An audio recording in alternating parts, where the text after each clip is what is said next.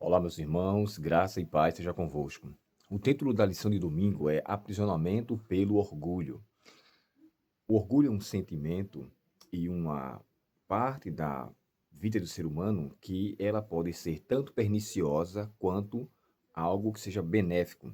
Geralmente, a expressão de orgulho é vista sempre com uma forma negativa. É sempre visto como uma forma de alguém que está querendo gloriar-se a si mesmo, envaidecer-se por algum ponto em sua vida do qual sobressaia e faz com que a pessoa se encha de si. Porém, a expressão orgulho também pode ser vista de uma forma positiva, quando ela é atribuído a alguém ou quando você reconhece aquilo que você tem para honrar Deus. Em outras palavras, eu agradeço a Deus por ter paciência em tal situação.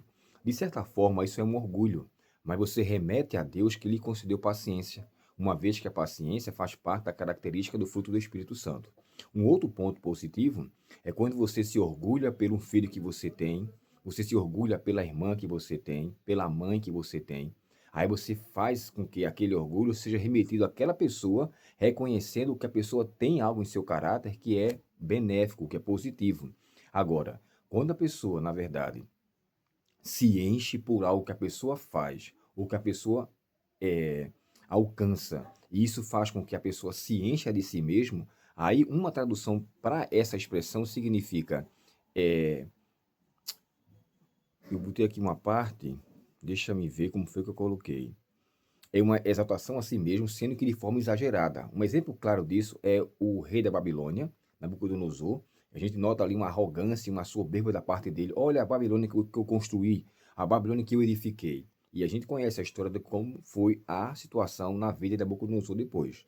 Depois dos 7 anos que ele passou com a doença chamada licantropia, ou homem-lobo, depois de tudo aquilo ele reconheceu. E o capítulo 4 do livro de Daniel é o único capítulo da Bíblia que é escrito por um rei pagão.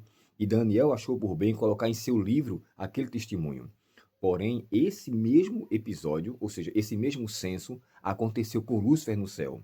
Lembrando que Lúcifer era um ser diferenciado, recebia as honras dos demais anjos por aquilo que ele era, mas ele deixou, de um certo ponto, reconhecer que Deus era o doador daquilo que ele tinha e começou a olhar para si mesmo. Então, ao se encher de si, ele perdeu o senso de quem estava por trás de tudo aquilo que ele tinha alcançado.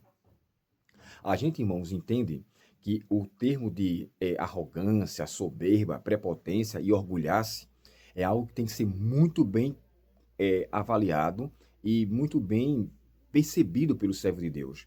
A gente lembra que naquela história da parábola do fariseu e do publicano, lembra que o fariseu chegou a dizer assim: Ah, Senhor, obrigado, porque eu não sou como as demais pessoas, eu não sou como esse publicano, jejuo 2 vezes por semana, dou o dízimo de tudo que tem. Sabe, começou a falar das suas obras.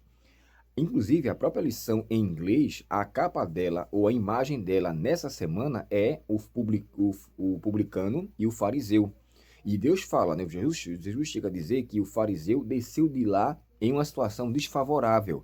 E o publicano, que baixou a cabeça, colocou a mão no peito e falou: Senhor, tem misericórdia de mim, que eu sou um pecador. Em outras palavras, o reconhecimento do que aquele publicano era foi o que o concedeu a exaltação. Lembre-se que esse mesmo capítulo, esse mesmo verso para memorizar, que está no capítulo 14, que fala assim: o que se exalta será humilhado, e o que se humilha será exaltado. Lucas repete ele outra vez no capítulo 18, quando ele conta essa parábola, no capítulo 18, os versos de 9 a 14. E ali nesse capítulo, o próprio Lucas também descreve a expressão: aquele que se humilha será exaltado e aquele que se exalta será humilhado, ou seja, um trocadilho de posições, pela questão de que a pessoa deixa de reconhecer quem ela é e simplesmente enobrece algumas faculdades dela como se fosse um ponto áureo. E aí onde é que eu encontro nisso aquelas pessoas que se acham boas demais para alguma coisa? Para essas pessoas, há um perigo muito grande de a soberba e a prepotência levar a um conceito errado da parte deles ou do crescimento espiritual da parte deles. O texto do livro de Jeremias, capítulo 9, o verso 23 e 24, na tradução NVT diz assim, olha: o que quiser gloriar-se, na tradução comum, né? A NVT fala assim: aquele que quiser se orgulhar, orgulhe-se disto, de me conhecer e saber que eu sou o Senhor. O próprio Paulo escreve esse mesmo verso, usa esse mesmo verso de Jeremias em suas duas cartas. Na primeira carta aos Coríntios 1:31, e na segunda carta aos Coríntios 10, verso 17. E ele remete o que Jeremias descreveu para enaltecer aquilo que ele de fato tinha alcançado. Quem quiser orgulhar-se, orgulhe-se nisso, em conhecer o Senhor e saber que Ele é Deus. Esse deve ser, na verdade, a característica de todo filho e filha de Deus. Reconhecer a soberania dele, reconhecer a pessoa dele e orgulhar-se pela atuação dele em nossa vida. Mas um orgulho que enalteça a Deus e que não que me coloque numa situação bem favorável aos meus olhos, a ponto de eu passar por cima do meu irmão. Vamos orar? Querido Pai Celestial, muito obrigado a Deus pela Tua palavra e nos ajuda a termos o cuidado para não exercermos o orgulho que empobrece a espiritualidade, mas aquele orgulho que enaltece a Tua pessoa e nos faz reconhecer que somos pecadores e que precisamos todos os dias da misericórdia e da graça do Senhor.